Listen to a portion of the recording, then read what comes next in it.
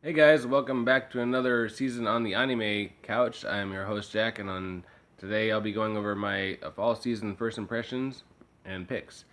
I'll just be kind of going down the list according to AniChart, alphabetically. Start us off, Sangatsu no Lion, or March Comes Like a Lion. This is based on a pretty famous manga. It seems like people have called out for its adaptation for a long time now, so it's great that we're actually getting it. It's being adapted by Shaft and one of my favorite directors, Akiyuki Shimbo. I love everything that he does. I also like the other works that this manga author has done. So I've watched two episodes of it so far. It seems like it'll be a really good sort of emotional, dramatic story, solidly written, really beautifully directed and animated, great backgrounds, like really nice character designs, great music. I highly recommend this one. I think it's going to be really good. So next one down the list, All Out. So this is a sports anime, and it's about rugby, which is kind of unique because you don't see a lot of anime about rugby. Actually, I think it's the first one that I can think of. It's being The reason I want to check it out is because it's being done by Studio Madhouse, and usually whenever they touch a sports anime, it turns out really good. Unfortunately, this one was neither really good or special in any way. Pretty typical, generic, boring to be honest. Yeah, I don't think I'm gonna watch any more of it. And It's kind of disappointing because usually when Madhouse touches a sports anime, it becomes something really cool and fun. This one not so much, so I'll pass on that. Uh, Next one on the list is Classicaloid. I checked this out just because the description seems so crazy. It's about this modern interpretations of Mozart and Beethoven as characters living in modern Japan. Um, Involving mecha and all this other crazy shit. So I checked out the first episode and didn't really come away impressed at all. It kind of seemed like is almost more like aims at as like a kids anime, like something you'd see in like a Saturday morning cartoon kind of thing, rather than something aimed at your normal anime viewing audience. So gave that one the drop. Just not really a very intelligent story or any means. It's just kind of crazy kookiness, and that's about it. Um, Next one down. So this is a show that's been getting a lot of hype for this season. It's Drifters, and this is notable because it's by the same creator as Hellsing. So it's got that real awesome, crazy art style to it that we were known for that series. I thought the first episode was really good. It was really interesting. Set up the whole scenario really good. The second episode I found it to be a little more forgettable. Like I watched it and I think I was only kind of partially paying attention. But I have heard a lot of good things about the show, like where the story is going to go. So I think I'll continue watching it. As far as the art style goes, I find that I really like it in some cases, and in other cases, I think it looks kind of weird. Like in fight scenes, it looks great.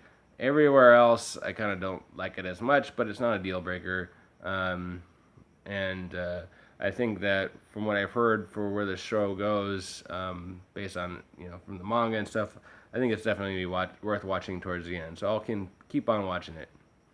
Okay, next show I checked out, Girlish Number. This is sort of a candid, frank look at the voice acting industry in the same way that Shirobako looked at the anime industry. It's not as good as Shirobako, but it sort of has this funny, like, cynical view of what the voice acting industry is like. It kind of pokes fun at all the like hype and surrounding voice actors and the way they're put on a pedestal by their fans and um, I actually really like the main character girl of the show. She's kind of a good patsy, kind of a ditz, but really lovable at the same time.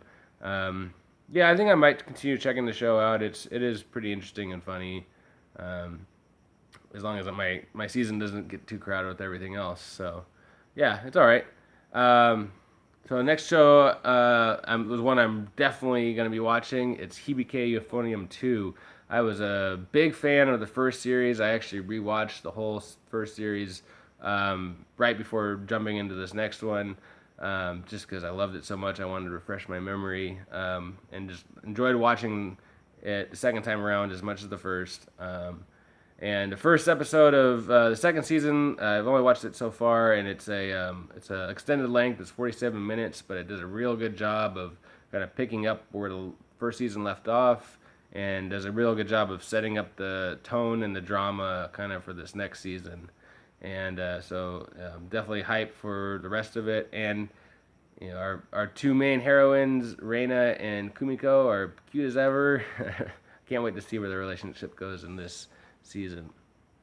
Okay, so next show down the list. This one is one that definitely has been getting a lot of hype and attention this season. It's Keijo! Exclamation point, exclamation point, exclamation point, and so on. So I came in, I had seen about a little bit about what this show is about. Boobs and butts wrestling. I came into it with zero expectations at all. I'm like, this is probably gonna be terrible. I was blown away by the first episode. I thought it was just really brilliant, great animation and fight scenes. Kind of really just set up a great story with the main character. I really like her. She's very goal oriented, very driven, a very funny character. She's almost like your female equivalent of your typical shonen fighting anime character, main character. Um, heart of gold, flawed but a heart of gold. And she just wants to make money. I thought that was hilarious. She's like, I like Keijo because I want to become rich. I thought that was fucking hilarious. Um, so the first episode was awesome. It just had some great displays of the Keijo fighting and set up this the whole anime very well. And then the second episode was complete trash, which is really disappointing. But the show definitely bought a lot of faith on its first episode. I think I'll just continue watching it just because it's something that's so bizarre and weird and unusual. And I feel like I just have to watch it to see where it goes. I'll probably continue watching it for a while, unless it just completely just devolves into shit, which it definitely could. So we'll see. Okay, next showdown. This one is one I'm definitely really excited for and invested in. It's Maho Shoujo Raising Project. The deal with this show is it's essentially Madoka Magica without any subtleness to it, without any apprehension of showing its true colors. It's just going to be a slaughter fest with magical girls, which, to be honest, is I think something that we've all been waiting for a long time. We've had a lot of shows that have sort of touched on this concept, like Nanoha, even Madoka Magica was sort of how would you say, subtle in its whole delivery of a magical girl slugfest concept.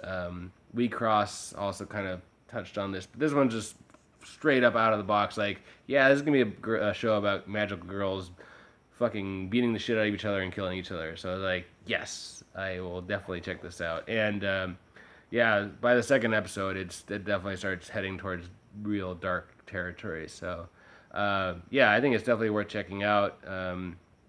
Nothing really too new or unusual about it, but I think we can definitely expect it to be a very like a battle royale of magical girls. So if you're interested in that, totally check it out.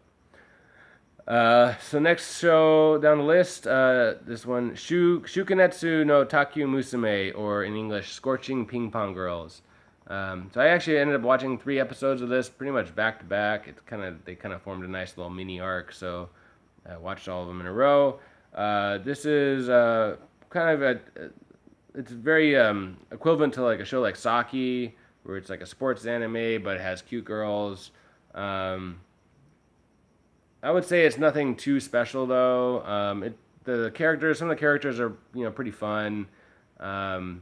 It's the first arc had a little bit of emotional weight to it, but really it's nothing too special. I would say it's perfectly average. So I don't really see myself continuing it from here. There's certainly better shows about ping pong and better shows about cute girls doing sports. So in any case, I'll move on to the next one. Let's see. Next one, Shukanetsu no Izetta, or Izetta the Last Witch. I just checked this one out recently. The first episode is really well directed. Just a really good job of setting up its setting. It takes place in a fictional World War II era Europe. Sort of uses almost all the same kind of countries and actors as World War II. Yeah, like I said, the first episode, great directing, even good writing. Really hooked me right off the bat. Second episode kind of took a dive in the writing department. It kind of gave me the sense like this show could definitely take a turn towards mediocrity if it's not careful about how it's it's setting up its narrative.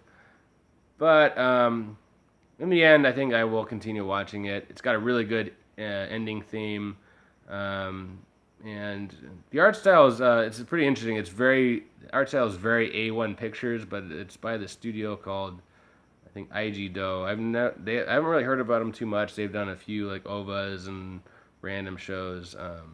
I wouldn't be surprised if this has a lot of A1 Pictures staff on it. Anyways, so I think I might watch a few more episodes and see how I feel. Okay, next one down, Pobo's Udon World. The Japanese title for this is really long, so I just had the English title. This essentially is about a guy returning to his country hometown and trying to restart his father's abandoned udon shop, or just kind of getting reconnected with it. And of course, along the way, he meets this cute little tanuki girl. So, while I was kind of intrigued by the concept of the show, when I actually watched it, found myself being pretty bored with it. I think if I had not just seen Amato Inazuma, which is a kind of a really great father-daughter show, I might be more interested in this one. But really, I think that show did the whole father-daughter kind of concept so good that I don't know, this one just falls flat in comparison. Yeah, so I watched like one episode of it. I don't think I'll watch it anymore. Anyways, so next one down, To Be a Hero. This is a short anime. This one definitely falls into the whole, I would almost say there's a genre of bizarre short anime films. Not films, but series that tend to be a trend in Japan. We're like, oh, we'll have this story that's really crazy, and we don't want to put any money into it, so we'll make it a short anime and just present this completely crazy, bizarre concept. So I watched 2 episodes of this. The first episode was really funny, pretty good. Second episode, not as funny. Essentially, it's about a guy who he gets superpowers and becomes a superhero, but he transforms from being a very handsome guy into a very ugly guy, and there's a lot of jokes surrounded about that. It kind of works well in the first episode, and by the second episode, all those jokes start falling flat. So I think I'm going to drop that. And finally, God, I can finally get to my last show. So Yuri on Ice. This is the best for last. I think that this is definitely the show of the season. It is just fantastic. The directing is phenomenal. The story is great. The character design is fantastic.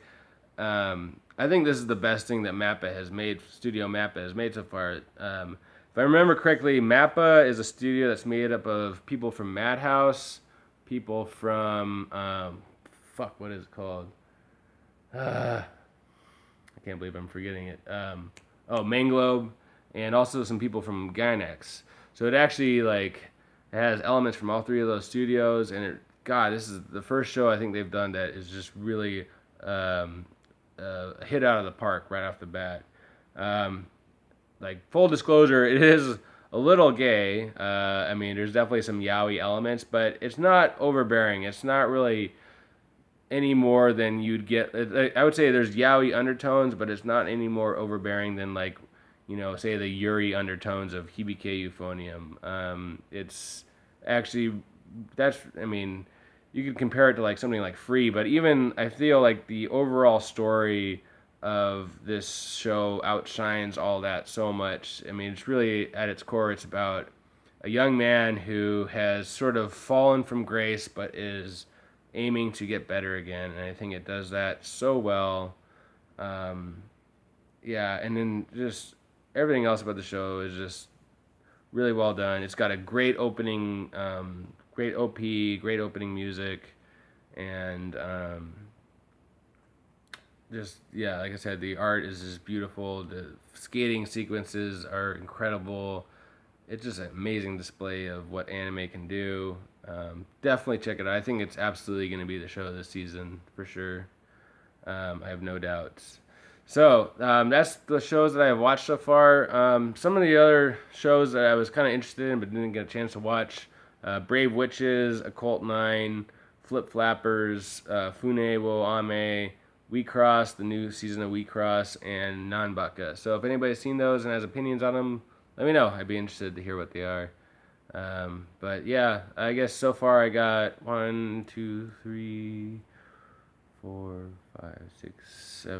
8 shows I'm interested in following. So pretty good turnout, I guess. And at least probably 4 or 5 that I'm definitely watching. So yeah, a pretty good season.